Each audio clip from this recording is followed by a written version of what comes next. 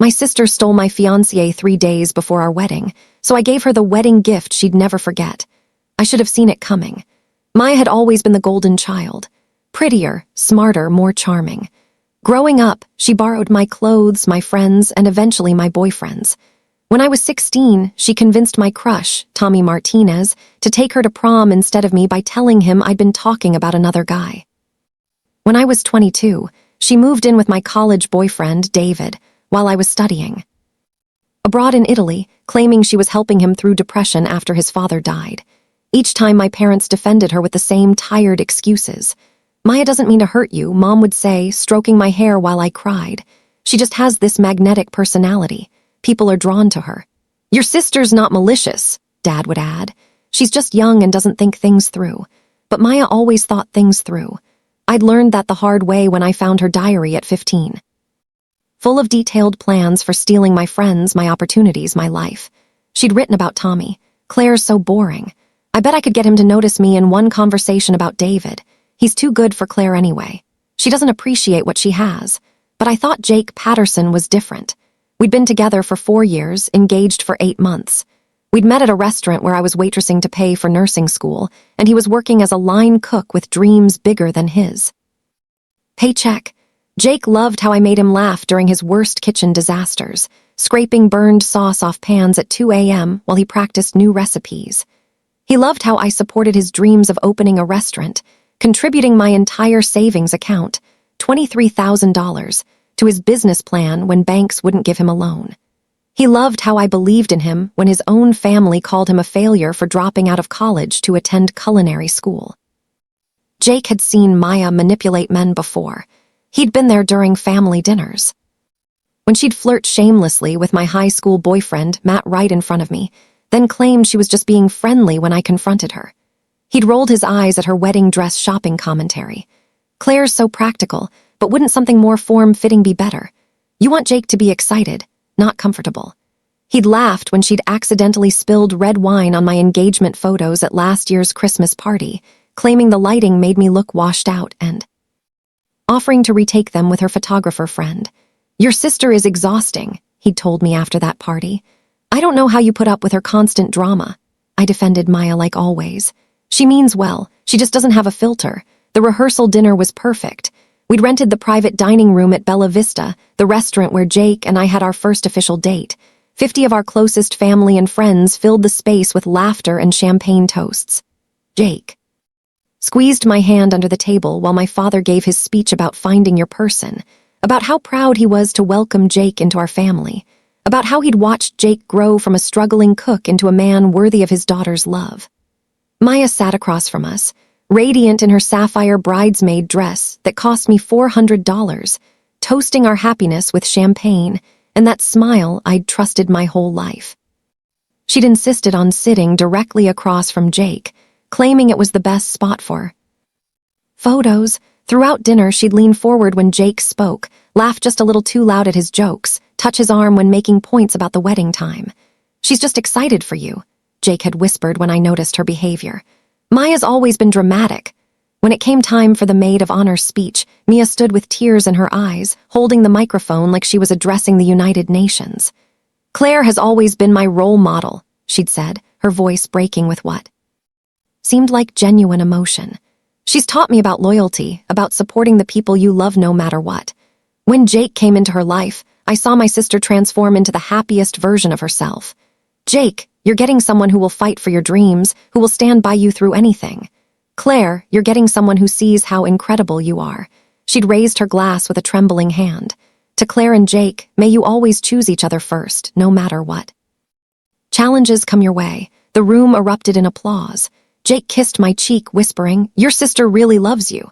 I'd felt guilty for ever doubting Maya's intentions. 2 nights later, I couldn't sleep. Wedding nerves, I thought. Our big day was in 18 hours. I'd already laid out my dress, a vintage-inspired A&E with hand-sewn pearls that my grandmother had worn in 1952. I'd confirmed the final head count with the caterer, 147 guests. Double CH, checked that the rings were safely tucked in Jake's best man's pocket, and made sure the photographer knew about the special shot of my parents' wedding rings next to ours. My phone was set with alarms every hour to remind me to drink water and eat something. At 5:00 a.m., I gave up on sleep and decided to surprise Jake with coffee at his apartment, our last morning as an unmarried couple. I'd picked up his favorite dark roast from the 24-hour diner and grabbed fresh bagels. My key turned in his lock like it had hundreds of times before, the same lock I'd helped him install when he'd moved into the one-bedroom apartment above Mrs. Chen's flower shop. I found them in his bed.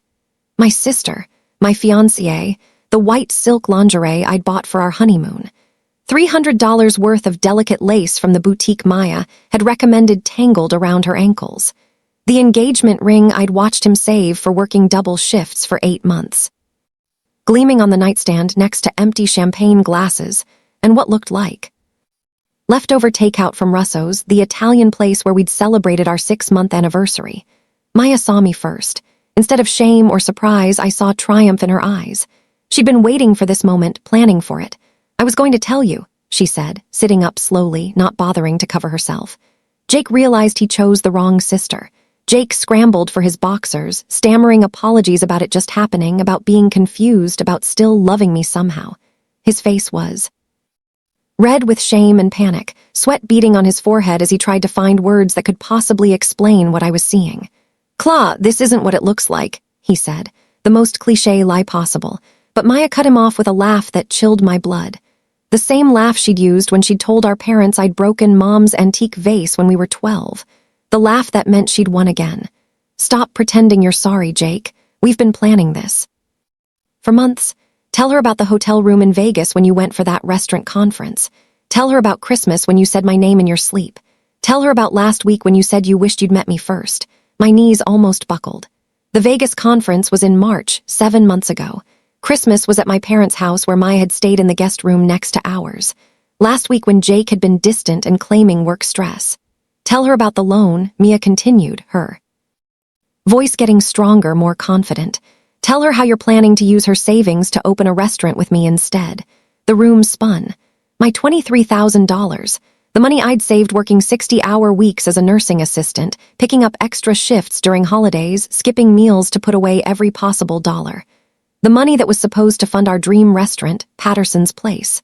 "Maya, stop," Jake said weakly, but she was on a roll now. "Tell her about the apartment we looked at last week. The one with the big kitchen and the garden view.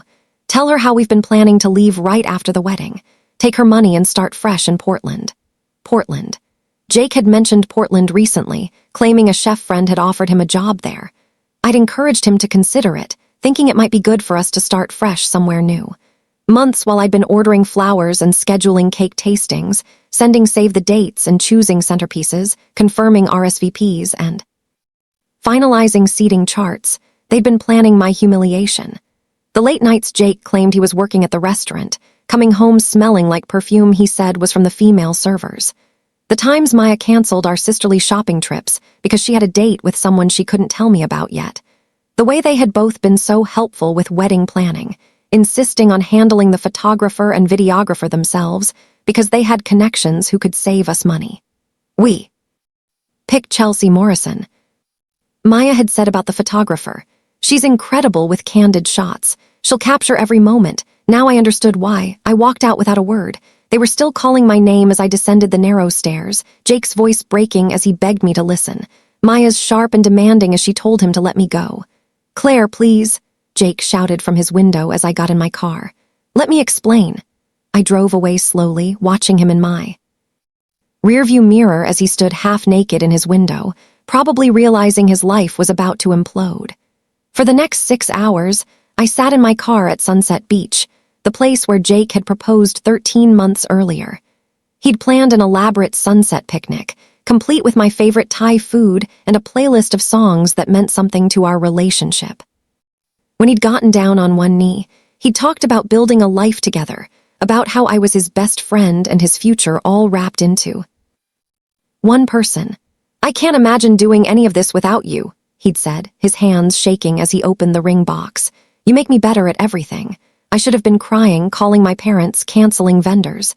Instead, I felt something cold and calculating settle in my chest. Maya had taken everything from me since we were children. And each time I'd forgiven her because family was supposed to forgive. But this time was different. This wasn't a borrowed sweater or a stolen boyfriend. This was my future, my money, my life she'd planned to destroy. I drove home at 11:00 a.m. and found my parents in the kitchen, frantically calling vendors to cancel the wedding. Mom was sobbing over a conversation with the florist about losing the deposit. Dad looked 10 years older, his hair disheveled as he argued with the caterer about their cancellation policy. "Sweetheart," Mom said when she saw me, her mascara streaked down her cheeks. Jake called. He explained about the confusion with Maya. He says it's just cold feet that these things happen to couples before big commitments. Maybe you two can work it out if you just talk through it. Even now, they were taking his side. Maya was their precious baby who could do no wrong, and Jake was practically family after 4 years. I was just the wounded party who needed to be more understanding. "There's no confusion," I said calmly, setting my purse on the counter. "The wedding is still happening tomorrow, just not the way anyone expects." My parents exchanged worried glances. Dad cleared his throat. "Honey, maybe you're in shock. This is a lot to process. Why don't you sit down and we can figure out how to move forward?" "I'm not in shock," I said, pouring myself a glass of water with steady hands. "I'm thinking clearly for the first time in months, and I said, the wedding is still happening." I locked myself in my childhood bedroom and got to work. First, I called my cousin Derek, who worked in tech security for a company that protected celebrities from stalkers and corporate espionage. Derek had always been my favorite relative, 3 years older, wickedly smart, and someone who'd never fallen for Maya's manipulation. When we were kids, he'd been the only one to call her out when she'd lie about breaking things or stealing money from our grandmother's purse.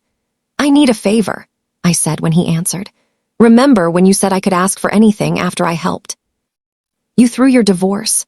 Derek's ex-wife had tried to take him for everything, including his dog and his grandmother's wedding ring.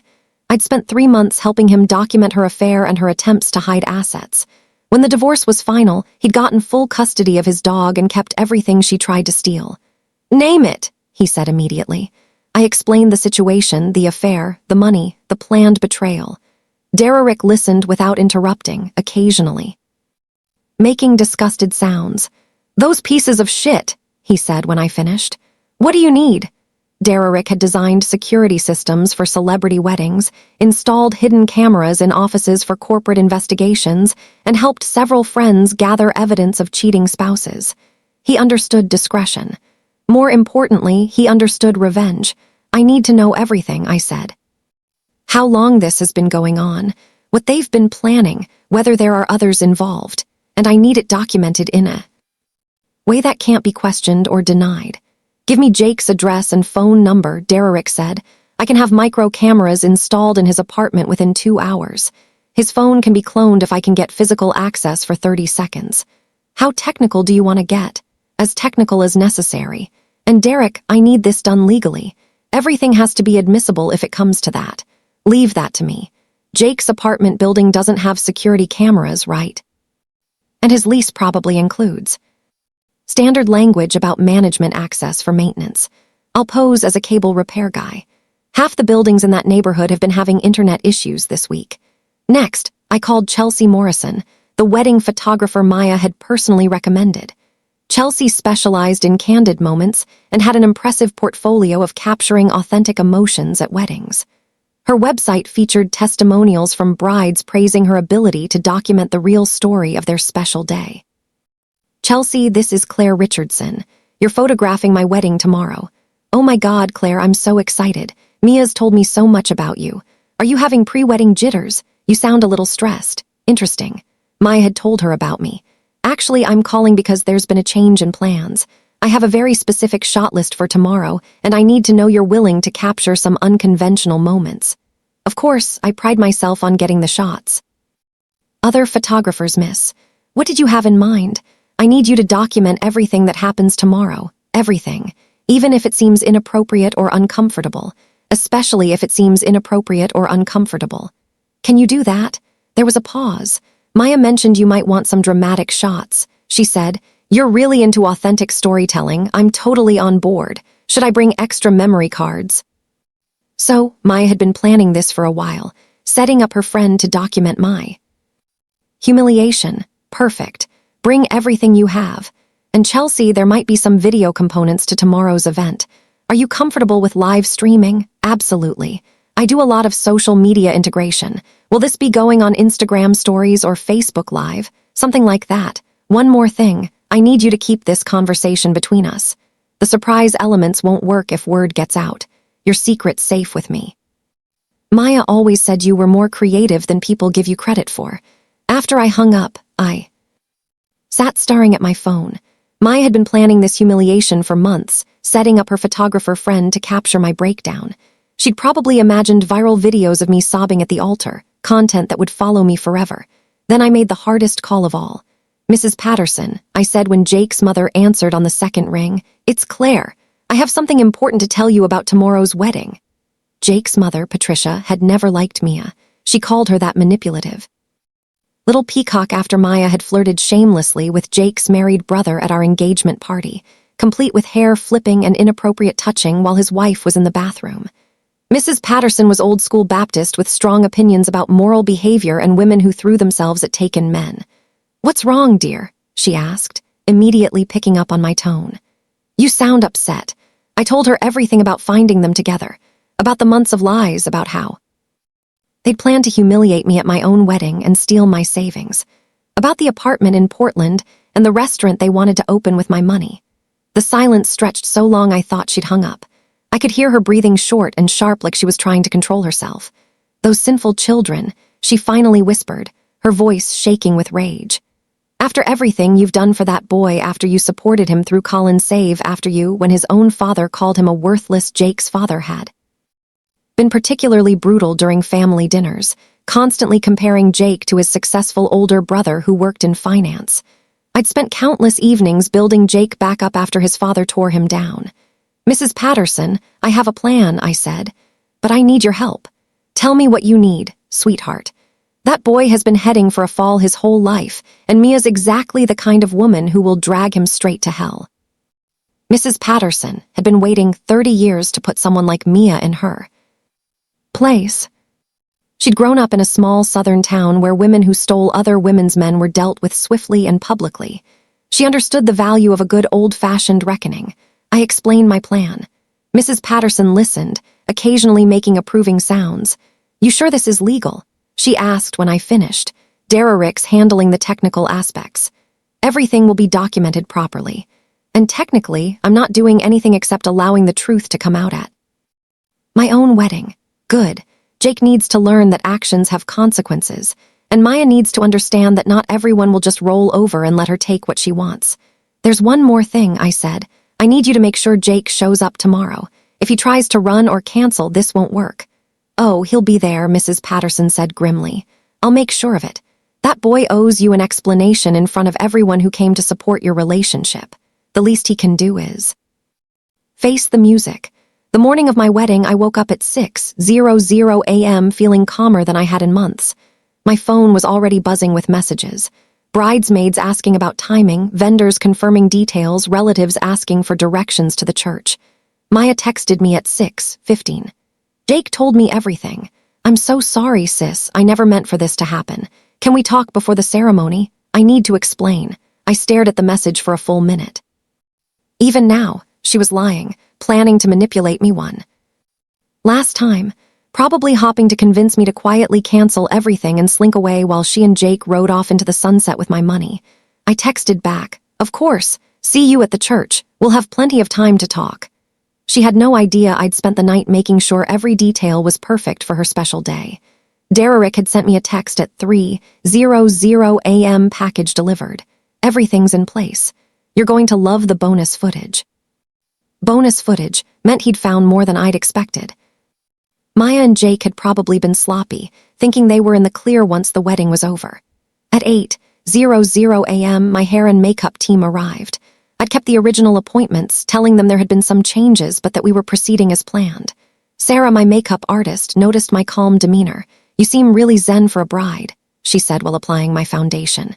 "Usually by now, brides are crying or yelling or both."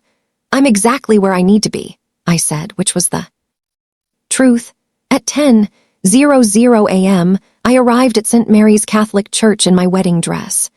The guests were already arriving, 200 people who'd taken time off work, bought gifts, booked hotel rooms, and traveled from as far as California to celebrate what they thought was my happily ever after. I could see Jake's college roommates in the parking lot, laughing and adjusting their ties. My nursing school friends were clustered near the entrance, admiring the flower arrangements I'd spent months selecting. Mia waited in the bridal suite, wearing the sapphire bridesmaid dress that cost me $400. She looked nervous for the first time in her life, fidgeting with her hair and checking her reflection obsessively. When I walked in, she jumped up like she'd been caught doing something wrong. "Claire, I need to explain. No explanation needed," I said, adjusting her hair with gentle hands. "You want Jake, you can have him." Her face lit up with relief and victory, the same expression she'd worn when she'd convinced our parents to let her have my bedroom when I left for college. "Really? You're not mad? How could I be mad?" I smiled serenely. "You're my sister. If you think Jake is your soulmate, who am I to stand in the way of true love?" Maya practically glowed. She'd gotten everything she wanted without consequences. Again, in her mind, I was the same pushover sister who'd always rolled over whenever she wanted something. "You're being so mature about this," she said, hugging me. Carefully to avoid messing up our makeup. "I was worried you'd make a scene." "Me, make a scene?" I laughed. "When have I ever made a scene?" "Never," she said quickly. "You've always been so reasonable. That's why Jake and I knew you'd understand eventually." "There's just one tiny change to the ceremony," I said casually, helping her touch up her lipstick. "Since you two are so in love, I thought you should be the one to walk down the aisle." Today, Maya's eyes widened. "What do you mean? I've arranged for you to marry Jake instead." Right now, in front of everyone, the color drained from her face. "Claire, we can't just, why not? You love him, he loves you, everyone's already here, the flowers are paid for, the cake is ready, the photographer is set up, and I've arranged for a very special documentation of your big moment." I could see her mind racing. This wasn't how she'd planned to steal my fiancé. She wanted to do it slowly, carefully, making herself look like the innocent victim who'd been swept away by unexpected love. She wanted to be the tragic heroine of a romance novel, not the homewrecker who stole her sister's wedding. "But what will you tell everyone?" she asked weakly. "The truth," I said simply. "That my sister and my fiancé found their soulmate in each other, that I'm stepping aside for true love, that everyone should witness the beginning of your beautiful life together." Mia knew she was trapped. If she refused, she'd look like the manipulative home wrecker she was. If she accepted, she'd be married to Jake before she could think through the consequences. And backing out now would require explaining to 200 guests why she couldn't marry the man she'd been having an affair with for months. "Where is Jake?" she asked, her voice barely above a whisper. "Getting ready in the men's suite. He's so excited to marry you, Maya. He kept talking about how you're everything he ever wanted in a woman." That was a lie. Jake had spent the morning texting me frantically, begging to talk, promising it was all a mistake. He'd called 17 times between 6:00 and 8:00 a.m. before I'd blocked his number. I'd forwarded all his messages to Mia instead, along with a note, "Your groom seems nervous. Maybe you should comfort him." 20 minutes later, Mia stood at the back of St. Mary's in a hastily altered wedding dress borrowed from our cousin Jennifer, who was conveniently the same size and had brought her dress for photos. The congregation murmured in confusion as Pastor Williams stepped to the microphone. "Due to unexpected circumstances," Pastor Williams said carefully, reading from the script I'd given him, "we're celebrating the union of Jake Patterson and Maya Richardson today instead of Claire Richardson and Jake Patterson." The murmurs grew louder. I sat in the front row next to my parents, who looked mortified and confused. Dad kept whispering urgent questions that I answered with serene smiles and vague responses about love finding a way. Maya's smile was brittle as she walked down the aisle to Jake, who stood at the altar looking like he might vomit. He kept glancing at me desperately, probably hoping I'd stop this insanity. The organist played, "Here Comes the Bride," while the congregation watched the strangest wedding ceremony they'd ever attended. Chelsea, the photographer, snapped away enthusiastically, just as I'd requested. She'd positioned herself perfectly to capture both Maya's forced smile and Jake's obvious distress. When Pastor Williams asked if anyone objected to the union, I could feel 200 pairs of eyes on me. The silence stretched for what felt like hours. I smiled serenely and gave a small, encouraging nod for the ceremony to continue. "Jake," Pastor Williams said, consulting his notes. Do you take Maya to be your lawfully wedded wife to have and to hold, for richer or poorer in sickness and health, for as long as you both shall live? Jake glanced at me one more time, his eyes pleading. I maintained my serene expression. He had no choice now. His mother was glaring at him from the second row. 200 guests were waiting for his answer. Maya was gripping his hands so tightly her knuckles were white. I do, he croaked. Maya, do you take Jake to be your lawfully wedded husband to have and to hold for richer or poorer in sickness and health, for as long as you both shall live? Mia hesitated for just a moment, probably realizing that for richer or poorer might not work out the way she'd planned, but she lifted her chin defiantly, putting on the performance of her life. I do. You may kiss the bride. The kiss was awkward and brief, more of a peck than a passionate embrace. Chelsea captured it all, along with the uncomfortable expressions of the wedding party and the confused murmurs of the guests. During the cocktail hour, I played the perfect, gracious sister. I moved through the crowd, explaining that love had simply found a different path, that I was thrilled to see my sister and Jake together. That sometimes the universe had different plans than we did. You're handling this so well, said Mrs. Chen, Jake's elderly neighbor, who'd known him since he moved into the apartment above her flower shop. Most women would be devastated. Mia and Jake belong together, I said with a serene smile. I can see that now. Sometimes it takes a dramatic moment to reveal the truth. Jake's college friends looked bewildered, but went along with it. Mia's sorority sisters seemed impressed by what they saw as a romantic twist worthy of a reality TV show. The older relatives whispered among themselves, clearly shocked, but not wanting to cause a scene.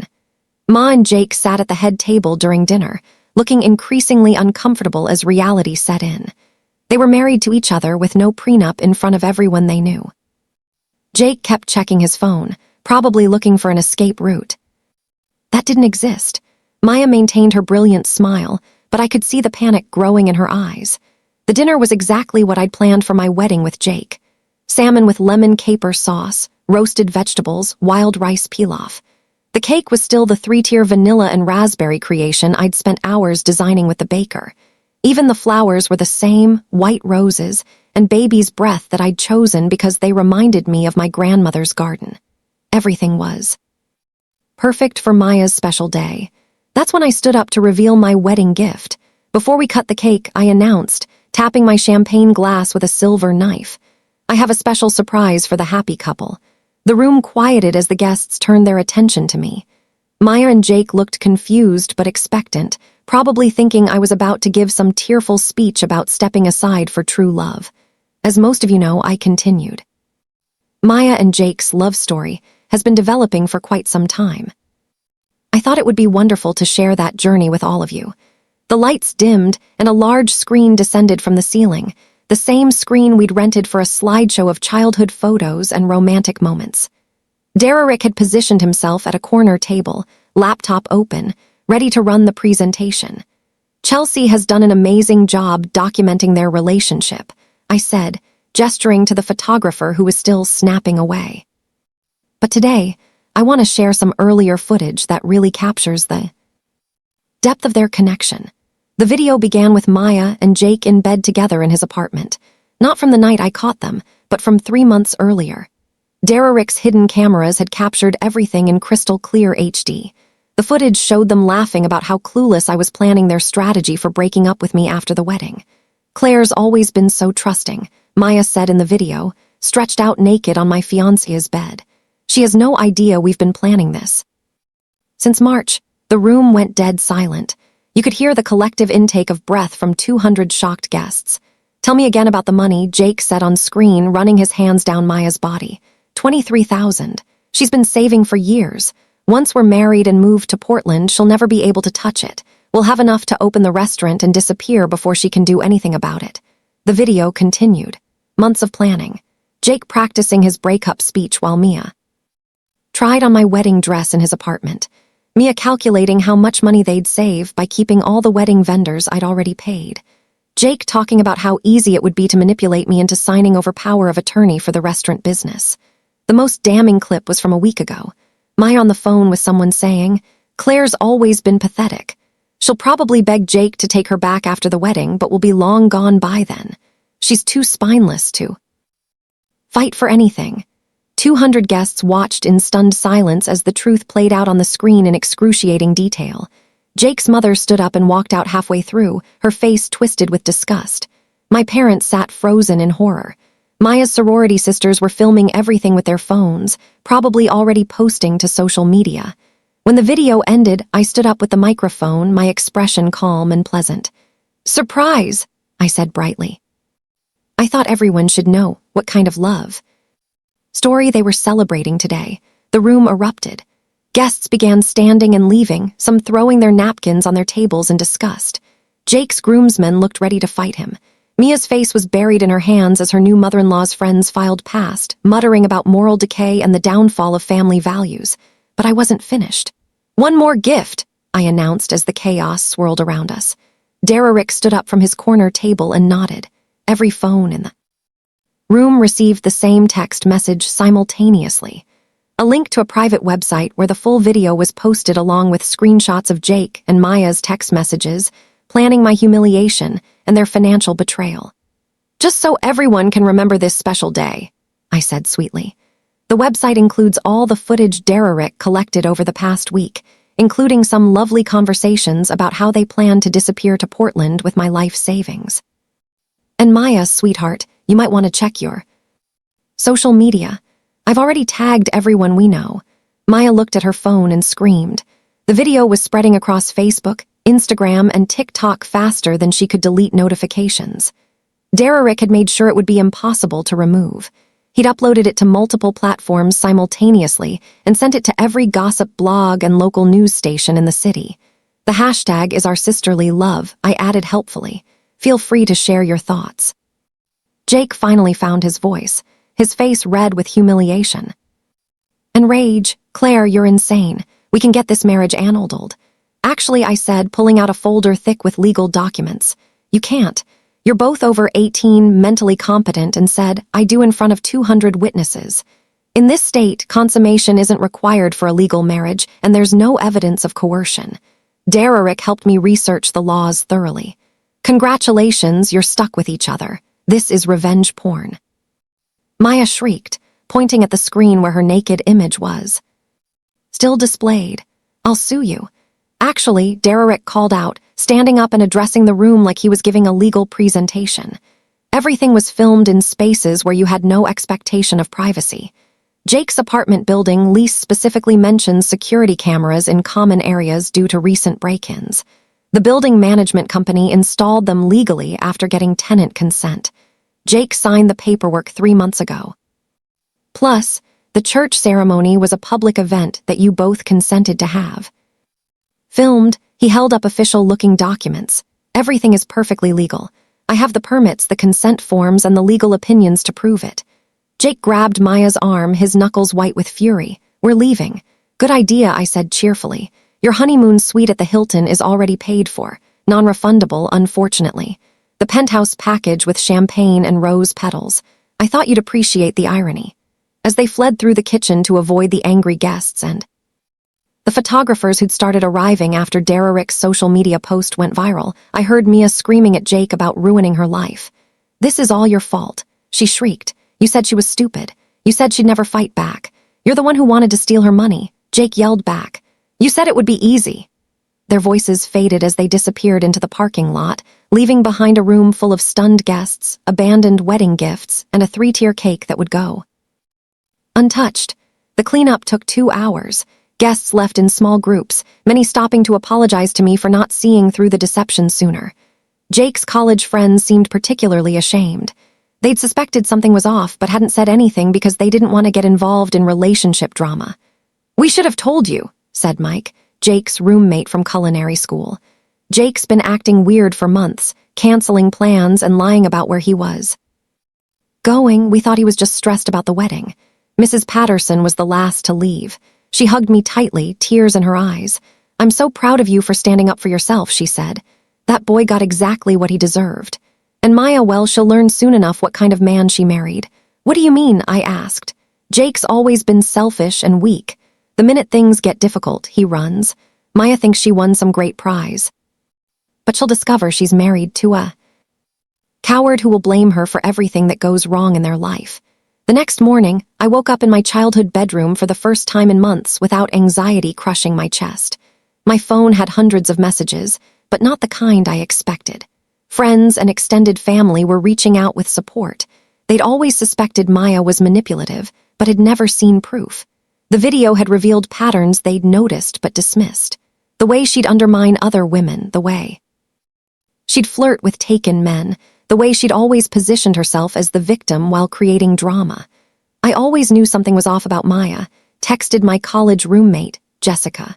Remember when she tried to convince me you were talking bad about me behind my back? Now I know she was just trying to isolate you from your friends. Jake's restaurant investors were pulling out after seeing the video. $150,000 in promised funding gone overnight. Maya's employer, a conservative law firm that specialized in family values, had fired her for moral turpitude and behavior inconsistent with the firm's Christian principles. The best message came from Jake's brother, David. Thank God you dodged that bullet. Jake's been a selfish jerk since we were kids, and Mia's perfect for him. Two narcissists deserve each other. Mom's never been happier to be wrong about someone. 3 months later, I got a text from Mia.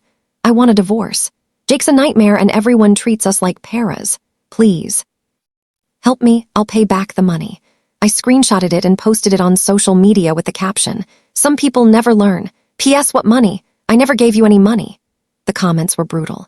People who'd watched the wedding video had shared it with their friends, and it had gone viral beyond our local community.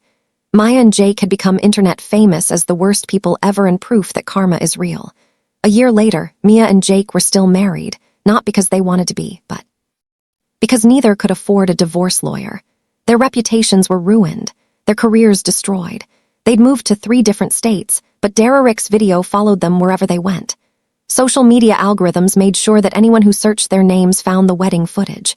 Maya had to change her name legally and was working as a cashier at a gas station in Wyoming. Jake was washing dishes at a truck stop diner, his dreams of owning a restaurant permanently destroyed. Every time they tried to start over, someone would recognize them from the video.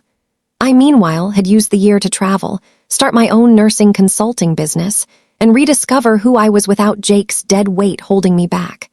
The money I'd saved for his restaurant became the seed funding for my own company, helping hospitals improve their patient care protocols.